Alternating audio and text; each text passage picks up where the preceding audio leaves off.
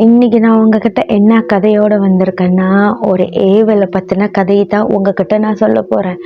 தன்னோட வீட்டை சேவாக்கு விட்டதுனால அந்த குடும்பம் எந்த அளவுக்கு கஷ்டப்பட்டுச்சு, ஏவலை ஏவி விட்டு அந்த குடும்பத்தை எந்த அளவுக்கு கஷ்டப்படுத்தினாங்கன்னு தான் இன்னைக்கு நான் உங்ககிட்ட சொல்ல போறேன். இந்த வீடியோவில் நான் சொல்கிற இந்த கதை வெறும் கதை கிடையாது. இது ஒரு குடும்பத்துக்கு ஒரு ஏவல்னால பாதிக்கப்பட்ட அந்த குடும்பத்தில் நடந்த உண்மை கதையை தான் இன்றைக்கி இந்த வீடியோ முழுக்க முழுக்க நான் உங்ககிட்ட சொல்ல போகிறேன். வாங்க வீடியோக்குள்ளே போய் என்ன நடந்ததுன்னு தெரிஞ்சுக்கலாம்.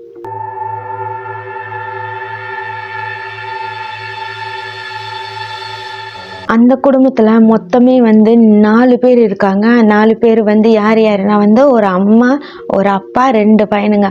ஒரு பையன் காலேஜ் படிக்கிறான், ஒரு பையன் வேலை செய்கிறான். அந்த அளவுக்கு பெரிய பிள்ளைங்க தான் அவங்க 2 பேர்த்துக்குமே.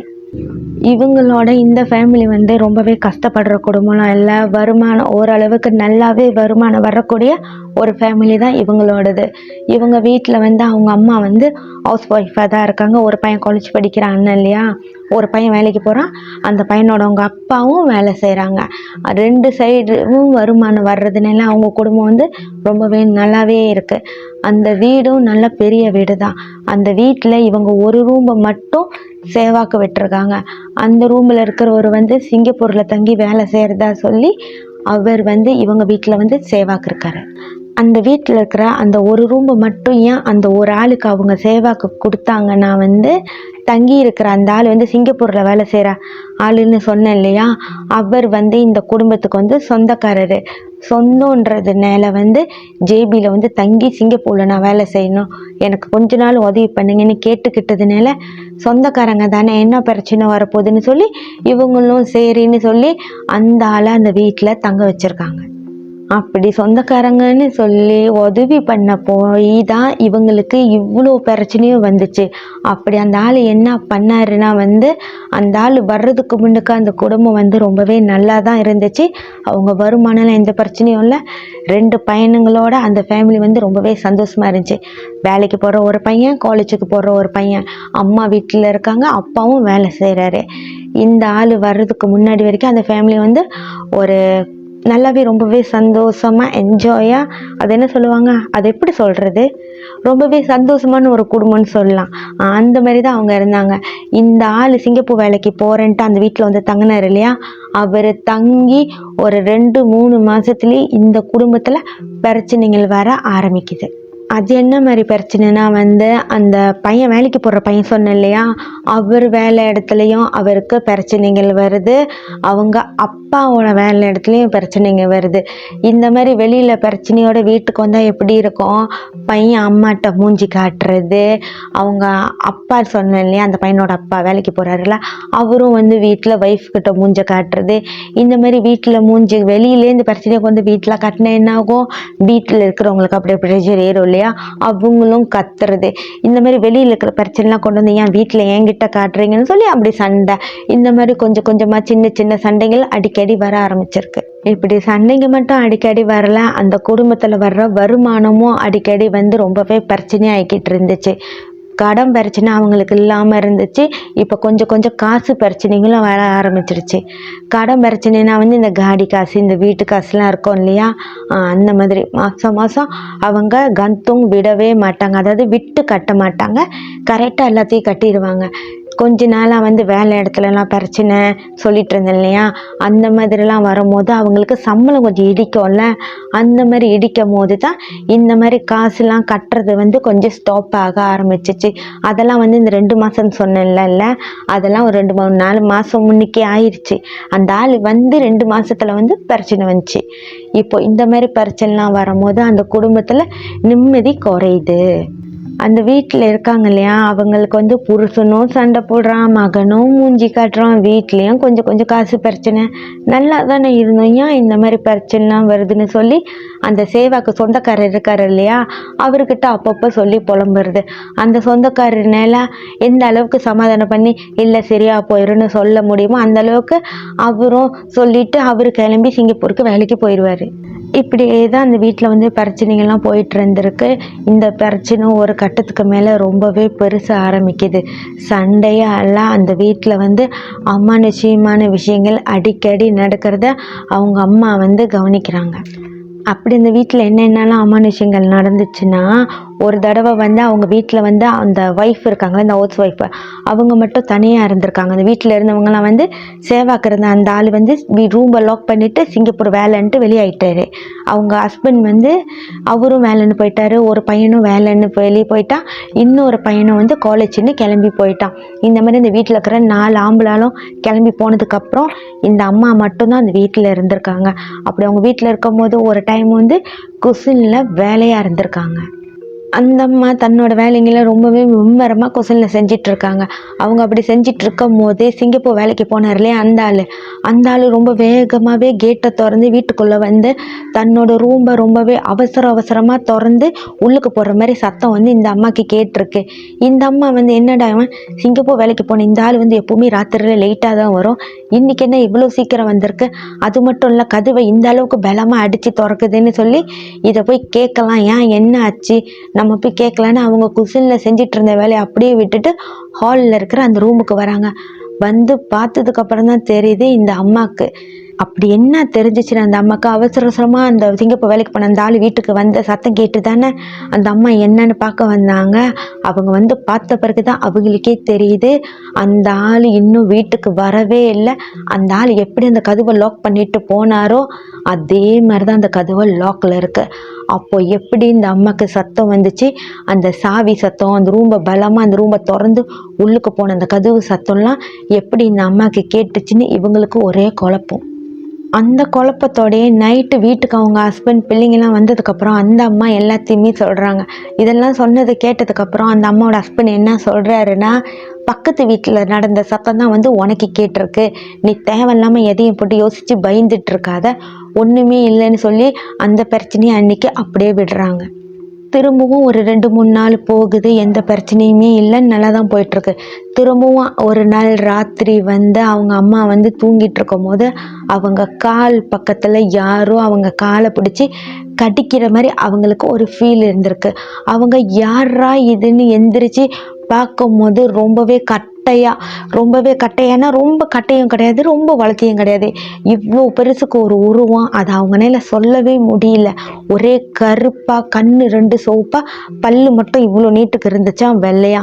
அது வந்து அவங்க கால் பக்கத்தில் உட்காந்து கடிச்சு இவங்களை பார்க்குற மாதிரி இவங்க பார்த்துருக்காங்க. அது வந்து நான் வந்து இவ்வளோ நேரம் சொல்கிறேன், ஏன்னா அது வந்து அவ்வளோ நேரம் இல்லை. அவங்க எந்திரிச்சு பார்க்கும்போது அது அவங்க கால் கட்டை விரல்கிட்ட நின்றுட்டு இருந்திருக்கு. அதை பார்த்து அவங்க அலறி எந்திரிச்சிருக்காங்க. அவங்களோட அலறு சத்தத்தை கேட்டு பக்கத்தில் படுத்துட்டு இருந்த அந்த அம்மாவோட ஹஸ்பண்டும் எந்திரிச்சிட்டாரு. எந்திரிச்சு ஏன்டி இப்படி கத்துறேன்னு கேட்கும் போது தான் அவங்களுக்கு அழுவியே வந்துடுச்சு. அவங்க அழுந்துட்டாங்க. அந்த உருவத்தை பார்த்து பயத்தில் அழுந்து பார்த்தது அவங்க ஹஸ்பண்ட்டை சொல்லும் போது தான், நீ ஏதோ கனவு கண்டிருப்ப, அப்படிலாம் ஒன்றும் இல்லை, நீ தூங்குன்னு சொல்லி அவங்கள சமாதானம் பண்ணி தூங்க வைக்கிறாரு. அவங்கள படுக்க வச்சதுக்கப்புறமும் இந்த ஆள் இருக்கார் இல்லையா அவங்க ஹஸ்பண்டு, அவருக்கு மனசே சரியில்லை. ஏன்னா அவரும் அதே உருவத்தை அந்த வீட்டில் இதுக்கு முன்னுக்கு பார்த்துருக்காரு. அவர் எப்படி அந்த உருவத்தை இதுக்கு முன்னுக்கு அந்த வீட்டில் பார்த்தாருன்னா, ஒரு நாள் அவரும் தூங்கிட்டு இருந்திருக்காரு. தூங்கிட்டு இருக்கும் போது வந்து அவருக்கு ராத்திரியில் தண்ணி தாகம் வரும் இல்லையா, அந்த மாதிரி தாகம் வரும்போது இவர் ஒரு டைம் வந்து எந்திரிச்சு குசினிக்கு போயிருக்காரு. தண்ணி எடுக்கலான்னு குசினிக்குள்ளே என்டர் பண்ணும் போது தான் இவர் அங்கே என்னத்தை பார்த்தாருன்னா, இப்போ அந்த அம்மா சொன்னாங்க இல்லையா, அதே உருவம் அங்கே இருக்கிற பானைக்குள்ளே கை விட்டு இருக்கிற சாப்பாடை எடுத்து சாப்பிட்ருக்கிறத பார்த்து இவர் பயந்து ஒன்றுமே பண்ணலை. அங்கேருந்து அப்படியே வந்து சத்தமே இல்லாமல் அந்த கட்டிலில் படுத்துட்டாரு. மறுநாள் இதை பற்றி அவங்க ஒய்ஃப்கிட்டையும் சொல்லலை, பிள்ளைங்கள்ட்டையும் சொல்லலை. சொன்னால் அவங்க பயந்துருவாங்கன்னு அதை அவர் அப்படியே விட்டுட்டாரு.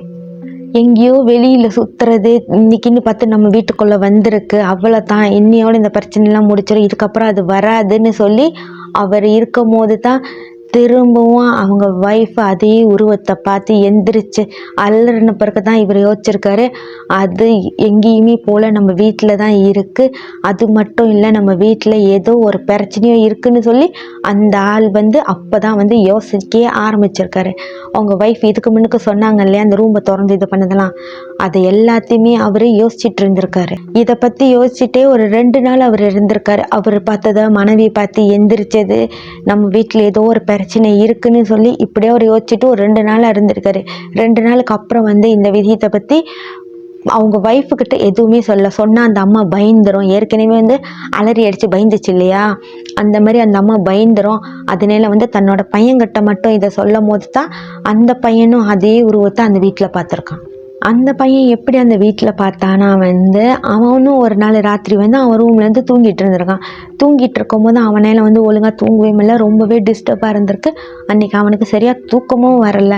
ஏன்டா இப்படி இருக்குன்னு புரண்டு படுத்து எப்படியோ தூங்கியிருக்கான். தூங்கி கொஞ்ச நேரத்துலேயே அந்த அம்மா எப்படி அவங்க காலை கடித்து எந்திரிச்சாங்க, அதே மாதிரி தான் இவன் காலில் பெரிய வரலையும் யாரோ அப்படியே நறுக்குன்னு கடிக்கிற மாதிரி இவனுக்கு ஃபீல் ஆயிருக்கு. இவன் அந்த வலியில் வேகமாக எந்திரிச்சு பார்க்கும் போது தான் அவன் காலுக்கிட்ட இருந்து அந்த உருவம் அவங்க அம்மா பார்த்தாங்க இல்லையா, அதே உருவம் வேகமாக ஓடுறத இவன் பார்த்துருக்கான்.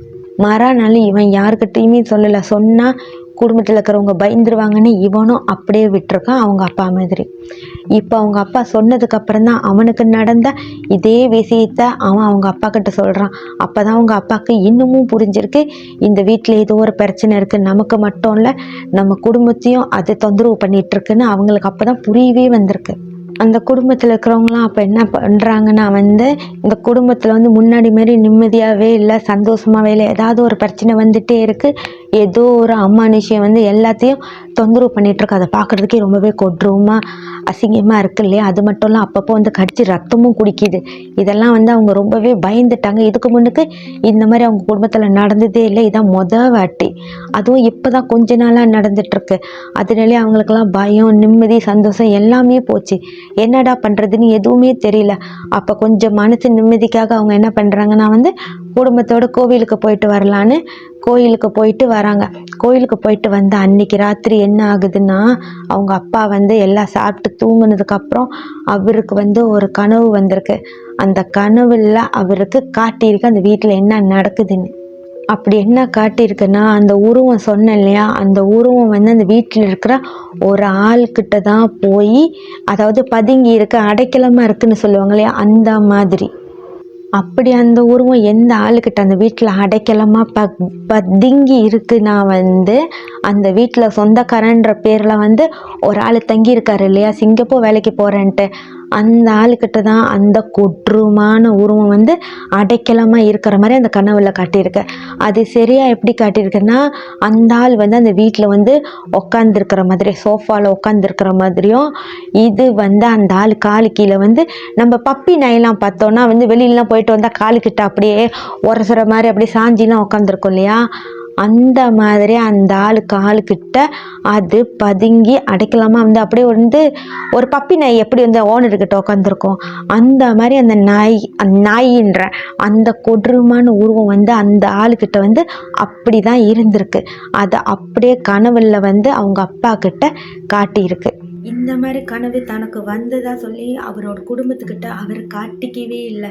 இதை எதையுமே காட்டிக்காமல் அந்த வீட்டில் சேவாக்கு தங்கியிருந்தான் இல்லையா அந்த ஆளை 2-3 நாளாக இவர் கவனிக்க ஆரம்பிச்சிருக்காரு. அவனோட நடவடிக்கைலாம் எப்படி இருக்குன்னு அவனுக்கே தெரியாமல் குடும்பத்தில் இருக்கிறவங்களுக்கும் சந்தேகம் வராமல் இவர் கவனிக்கிறாரு. அவர் ஏன் இந்த பிரச்சனை யாருக்கிட்டையுமே சொல்லாமல் அவர் கவனிக்கிறாருன்னா, காரணம் அந்த ஆள் சொந்தக்காரன்னாலே ஏதாவது சின்னதாக கேட்டாலே பெருசாக பிரச்சனை பண்ணுவாங்க இல்லையா, அதனால அவர் சொல்லலை. அதுக்கப்புறம் எந்த ஒரு ப்ரூஃபுமே இல்லை. கனவுல இந்த மாதிரி வந்துச்சு, எங்கள் குடும்பத்தில் இந்த மாதிரிலாம் பிரச்சனை இருக்குது, நீ வந்ததுக்கப்புறம் தான் எங்கள் குடும்பத்தில் இருக்கிற நிம்மதியே போச்சுன்னு சொல்லி நம்ம போய் ஸ்ட்ரெயிட்டாக கேட்க முடியாது, அதுவும் பிரச்சனையில் தான் முடியும். அதனாலேயே இவர் யாருக்கிட்டேயுமே சொல்லாமல் அந்த சொந்தக்காரன்னு சொன்ன இல்லையா, அந்த ஆளை இவர் கவனிக்க ஆரம்பிக்கிறாரு. அப்படி கவனிக்கும் போது தான் இவருக்கே எல்லாமே தெரிய வருது. இப்படியே தினமும் பண்ணிட்டு இருக்கும் போது தான் அவருக்கு நல்லாவே தெரியுது, இவன் ஏதோ பண்ணுறான். ஏன்னா என்ன பண்ணுறான்னு மட்டும் இவருக்கு தெரியல. ஒரு நாள் என்ன ஆகுதுன்னா, இவர் வேலைக்கு போகாமல் அன்னைக்கு வீட்டிலேயே இருக்கார். எல்லாரும் கேட்கும் போது, இல்லை எனக்கு உடம்பு சரியில்லை, அதனால நான் வீட்டில் இன்னைக்கு இருக்கேன், எம்சி போட போகிறேன்னு சொல்லி அவர் வீட்டிலேயே இருக்கார். அப்படி என்னெல்லாம் இவருக்கு தெரிய வந்திருக்குன்னா, அந்த ஆள் வந்து எல்லாரும் தூங்குனதுக்கு அப்புறம், ராத்திரியில் வந்து எல்லாரும் தூங்குனதுக்கு அப்புறம் அந்த ஆள் ரூமில் வந்து ஏதோ மந்திரம் படிக்கிற மாதிரி சத்தம்லாம் கேட்டுருக்கு. அதுவும் வந்து இவர் வந்து ராத்திரியில் எல்லாரும் தூங்குனதுக்கப்புறம் வெளியில் வந்து இவன் ரூமில் என்ன பண்ணுறான்னு கேட்கும் போது தான் வந்து அவருக்கு இந்த மாதிரிலாம் கேட்டிருக்கு. சோப்பு கலரில் தான் விளக்கு எரியும் நைட்லாம் அவன் ரூமில். அவர் இதெல்லாம் கவனிக்கும் போதே தான் அவரே அதெல்லாம் பார்க்குறாரு. சோப்பு கலரில் விளக்கு எரிஞ்சிருக்கு. அது மட்டும் இல்லை, உள்ளுக்கு இருந்து ஏதோ மந்திரம் படிக்கிற மாதிரி சத்தம்லாம் இவர் ஒரு 2-3 நாளாகவே கேட்டுட்டு இருந்திருக்காரு. அவர் வீட்டில் இருக்கிற அந்த நாள் வந்து எல்லாரும் வந்து அவங்கவுங்க வேலையை பார்க்குறதுக்கு கிளம்பி போயிடுறாங்க. பையன் வேலைக்கு போயிடுறான், இன்னொரு பையன் காலேஜுக்கு போயிடுறான். அந்த தங்கி இருக்கிற சொந்தக்காரனும் ரூமை பூட்டிட்டு அவர் வேலையை பார்க்குறேன்னு அந்த ஆளும் வெளியில் போயிடுச்சு. அப்படி வெளியில் போனதுக்கப்புறம் தான் இவர் வந்து ஒய்ஃபுக்கிட்ட என்ன கேட்குறாருன்னா, இந்த ரூமுக்கு வந்து இன்னொரு சாவி இருக்கான்னு கேட்குறாரு. அதுக்கு அவங்க சொல்கிறாங்க, இல்லை சாவி இருக்குது, ஏன்னா அந்த பூட்டுக்கு சாவி இல்லைன்னு சொல்கிறாங்க. அந்த லாக்கு திறப்பாங்களே அந்த ரவுண்டாக இருக்குமே, அதுக்கு போட்டு திறக்கிற சாவி இருக்குது. ஏன்னா இந்த ஆள் வந்து எக்ஸ்ட்ரா ஒரு பூட்டு வந்து தனியாக வாங்கி போட்டிருக்கான். இந்த ஆளை தவிர யாரும் அந்த ரூமுக்குள்ளே போகக்கூடாதுன்றதுக்காகவே தனியாக ஒரு பூட்டு போட்டிருக்கான். அந்த பூட்டோட சாவி அந்த ஆளுக்கிட்ட மட்டும்தான் இருக்குது, அந்த அம்மா கிட்ட இல்லை. அதனால அவர் என்ன பண்ணுறாருன்னா, அவருக்கு வேறு வழியே இல்லை, பார்க்கணுன்னு என்ன பண்ணணும், பூட்டை உடைக்கணும். இந்த காக்கா கத்திக்கிட்டே இருக்கு, எனக்கு ரொம்ப டிஸ்டர்பாக இருக்குது. காக்கா வாயை முதல்ல உடைக்கணும். சத்தம் கேட்டுச்சுன்னா வந்து நீங்கள் அதை ஃபோக்கஸ் பண்ணாதீங்க, நான் சொல்கிறது ஃபோக்கஸ் பண்ணுங்கள், சரியா? அவருக்கு வேறு வழியே இல்லை, பூட்டை உடைக்கணும் இல்லையா? அந்த பூட்டை உடச்சி ரூமுக்குள்ளே போய் பார்த்ததுக்கப்புறம் தான் இவங்க 2 பேருமே ஷாக் ஆகுறாங்க. அப்படி அவங்க அந்த ரூமுக்குள்ளே என்னத்தை பார்த்தாங்கன்னா, எல்லாமே ஒரு சேவனை செய்கிறவங்க வந்து எப்படி இருப்பாங்க, எப்படி ஜாமான் வச்சுருப்பாங்க, அதாவது வந்து போமோ பண்ணுறவங்க எந்த அளவுக்கு ஜாமானை வச்சுருப்பாங்க, அது எல்லாமே அந்த ரூமில் இருந்திருக்கு. அது மட்டும் இல்லை, அந்த ரூமில் வந்து அவங்க கனவுல அந்த அம்மா பார்த்தாங்க இல்லையா, கனவு இல்லை, அவங்க காலை கடிச்சிச்சு அந்த உருவம், அந்த கொடூரமான உருவம். அந்த உருவம் அந்த அம்மா மட்டும் பார்க்கல, அவரும் பார்த்துருக்காரு, அந்த பையனும் பார்த்துருக்கான் இல்லையா. அந்த உருவத்தில் இருக்கிற இவ்வளோ பெரிய சிலை ஒன்று, பொம்மை, அது சிலையா பொம்மையான்னு சரியா எனக்கு சொல்ல தெரியல. ஏன்னா என்கிட்ட வந்து சொன்னது வந்து பொம்மைன்னு தான் நினைக்கிறேன். இவ்வளோ பெரிய பொம்மை, அந்த பொம்மைக்கு வந்து அந்த பொம்மையோட ஒரு 3-4 மடங்கு முடி வந்து நீட்டாக இருக்குது. அந்த பொம்மை வந்து குட்டியாக தான் இருக்குது, அந்த முடி நீட்டாக இருக்குது. அந்த மாதிரி ஒரு பொம்மை வந்து கீழே வந்து ஒரே சோப்பு கலராக குங்குமமாக ஒரு மாதிரி ரத்தமாக சரியாக தெரியல, அந்த மாதிரிலாம் வச்சு அதுக்கு நடுவில் அந்த பொம்மையை வச்சு இவன் பொம்மை பண்ணுற மாதிரி ஏதோ பண்ணி அந்த ரூமுக்குள்ளே வச்சுருக்கான். இதெல்லாம் பார்த்த உடனே அந்த அம்மாவோட ஹஸ்பண்ட் இருக்கார்ல, அவருக்கு அவ்வளோ கோவம். எதுவுமே பண்ணலை. அவங்க அந்த ரூமை எப்படி வந்து சாத்துனாங்களோ, அந்த ஆள் வந்து எப்படி அந்த ரூமை வச்சுட்டு போனானோ அதே மாதிரி வச்சுட்டு, என்ன லாக்கை தான் இவர் உடச்சிட்டாரு, லாக்கை இது பண்ணலை, அந்த ரூமை மட்டும் சாத்திட்டு இவங்க 2 பேருமே ஹாலில் உட்காந்துருக்காங்க. அந்த ஆள் வர்ற வரைக்கும் பையனுங்களும் வந்துட்டானுங்க, அந்த ஆளும் வந்துட்டான். அந்த ஆள் வந்து பார்த்தோன்னே அந்த ஆளுக்கு தெரிஞ்சிருச்சு இவங்க ரூமை திறந்துருக்காங்கன்னு. ஏன்னா லாக்கு தான் உடஞ்சிருக்குல்ல, லாக்கு உடஞ்சிருக்கிறத பார்த்தோன்னே அந்த ஆளுக்கு வந்து மூஞ்சிலாம் மாறிடுச்சு. இவங்களுக்கு விஷயம் தெரிஞ்சிருச்சு, இவங்க கண்டிப்பாக உள்ளுக்கு போயிருப்பாங்கன்னு அந்த ஆள் பார்க்குறான். அந்த ஆள் பார்த்தோன்னே இவர் எந்திரிச்சு ஒன்றுமே பேசலை. அவன் அந்த ரூமை திறந்தோடனே ரூமுக்குள்ளே போனோடனே இவரும் பின்னாடியே போய் அவனுக்கு செம்ம அடின்னு அந்த அடி அடிக்கிறாரு. அந்த ஆளை போட்டு, அந்த சொந்தக்காரன்னு சொன்னலையா, அந்த ஆளை போட்டு செம்ம அடி. சொந்தக்காரன்னு சொல்லி உனக்கு உதவி பண்ணலான்னு என் வீட்டில் ஒரு ரூமு கொடுத்தா, என் வீட்லேயே வந்து நீ இந்த மாதிரி போமோலாம் பண்ணிட்டு இருக்கியான்னு சொல்லி அந்த அடி அடித்து அப்போவே அவன் ஜாமான்லாம் தூக்கி வெளியே போட்டு அவனை கழுத்து பிடிச்சி வெளியே தள்ளிட்டாரு. அவனை அடித்து விரட்டுறத அக்கம் பக்கத்தில் இருக்கிறவங்க எல்லாம் பார்த்துருக்காங்க. இவனுக்கு ஒரே அவமானமாக போச்சு. அப்போ அவன் என்ன சொல்கிறான்னா, என்னை இந்தளவுக்கு அவமானப்படுத்தி அடித்து விரட்டுறீங்கல்ல, இந்த வீட்டில் எப்படி நீங்கள் நிம்மதியாக சந்தோஷமாக எத்தனை நாள் வாழ்கிறீங்கன்னு நானும் பார்க்குறேன்னு சொல்லி அங்கேருந்து அந்த பொம்மையை தூக்கிட்டு அவன் போயிட்டான். அந்த மாதிரி அவன் சொல்லிட்டு போன 2 வாரத்தில் இந்த அடித்து விரட்டார் இல்லையா அந்த அம்மாவோட ஹஸ்பண்ட், அவருக்கு வந்து உடம்பு ரொம்பவே சரியில்லாமல் போகுது. திடீர்னு வந்து நார்மலாக ஒரு தலைவலியில் ஆரம்பித்தது வந்து நாளாக ஒரே காய்ச்சல், வாந்தி, வயிற்றால, அவர்னால வந்து எதையுமே சாப்பிட முடியல. இப்படியே அவரை தொடர்ந்து உடம்பு ரொம்பவே சீரியஸ் ஆகிக்கிட்டு இருக்கிறத பார்த்த அவங்க ஒய்ஃபும் அந்த பையங்களும் வந்து அப்பா வந்து ஹாஸ்பிட்டல் கூப்பிட்டு போகலாம், கிளினிக் கூட்டிகிட்டு போகலான்னு கூட்டிகிட்டு போடுறாங்க. செக் பண்ண இடத்துலலாம் ஒன்றும் இல்லை, அவர் நல்லா தான் இருக்காருன்னு சொல்லி மருந்து கொடுத்து வீட்டுக்கு அனுப்பிடுறாங்க. வீட்டுக்கு வந்ததுக்கப்புறம் அவருக்கு ரொம்பவே காய்ச்சல் ஆகுது. அவர் எது சாப்பிட்டாலும் அவருக்கு நிற்கவே மாட்டுது, வாந்தி எடுத்துடுறாரு. இப்படியே போயிட்டே இருக்கும்போது உடம்பு ரொம்ப ஒல்லியாக போய் ரொம்பவே கஷ்டப்படுறாரு. இதை பார்த்து பையனுக்கும் ஒய்ஃபுக்கும் எப்படி இருக்கும், அவங்களும் ரொம்பவே வேதனைப்படுறாங்க. என்ன பண்ணுறதுன்னு தெரியல. எங்கே போய் என்ன மருந்து எடுத்துகிட்டு வந்தாலும் அவருக்கு சரியாக மாட்டுது. அவர் இருக்க ரொம்பவே நொடிஞ்சு போயிட்டுருக்காரு, ரொம்பவே கஷ்டப்படுறாரு. தான் குடும்பத்தில் இந்த அளவுக்கு பிரச்சனை போயிட்டுருக்கு, அப்பா இவ்வளோ கஷ்டப்படுறாருன்னு சொல்லி அந்த வேலைக்கு போடுற பையன் வந்து ரொம்பவே மனசு கஷ்டப்பட்டு அவன் ஃப்ரெண்டுக்கிட்ட எல்லாத்தையுமே ஷேர் பண்ணியிருக்கான். அப்போ தான் அவன் ஃப்ரெண்டு நடந்ததெல்லாம் கேட்டுட்டு, இது வெறும் சும்மா காட்சியில் நடக்கிற மாதிரி தெரியல, நம்ம நல்ல சாமி பார்க்குற இடமா போகலான்னு சொல்லி அவனோட ஃப்ரெண்டு வந்து இந்த பையனை கூட்டிகிட்டு அவங்களுக்கு தெரிஞ்ச ஒரு இடத்துல போய் பார்க்கும் போது தான் அங்கே எல்லாத்தையுமே சொல்கிறாங்க.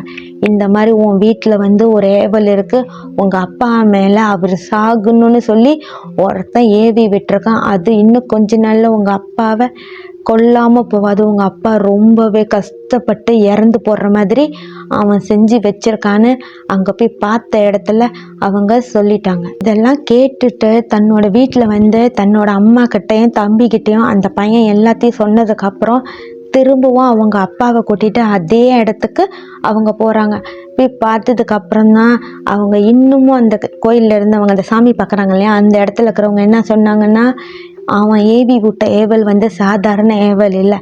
அவன் எப்படி ஏவி விட்டுருக்கான்னா, அந்த ஏவலுக்கு வந்து இவரை ஒரு சாப்பாடாகவே அவன் பண்ணி ஏவி விட்டுருக்கான். அது தினமும் இவரை வந்து மக்கன் பண்ணுற மாதிரி. அவர் உடம்புலேருந்து அந்த உயிர் எப்போ போகும்னா அது வரைக்கும் இது வந்து அவரை மக்கன் பண்ணிகிட்டே இருக்கும். அது மக்கன் பண்ண இவர் ரொம்பவே வீக் ஆகிக்கிட்டே இருப்பார். வலி வேதனையோட ரொம்பவே கொடூரமாக இறந்து போடுற மாதிரி தான் அவன் அந்த ஏவலை ஏவி விட்டுருக்கான். அது தினமும் இவரை கொஞ்சம் கொஞ்சமாக மக்கன் பண்ணும். அப்படி மக்கன் பண்ணும்போது இவருக்கு வலி வேதனை ரொம்பவே அதிகமாக இருக்கும். நீங்களே கவனிச்சிருப்பீங்க, அவருக்கு நாளடைவை வந்து இன்னைக்கு நல்லா இருக்காரா, இன்னைக்கு கொஞ்சம் ஒரு மாதிரியா இருப்பார், நாளைக்கு அதை விட மோசமாக இருப்பார், அந்த மறுநாள் அதை விட மோசமாக இருப்பார். இப்படியே தான் அவர் நாளாவ ரொம்பவே மோசமாகிக்கிட்டே போவார்.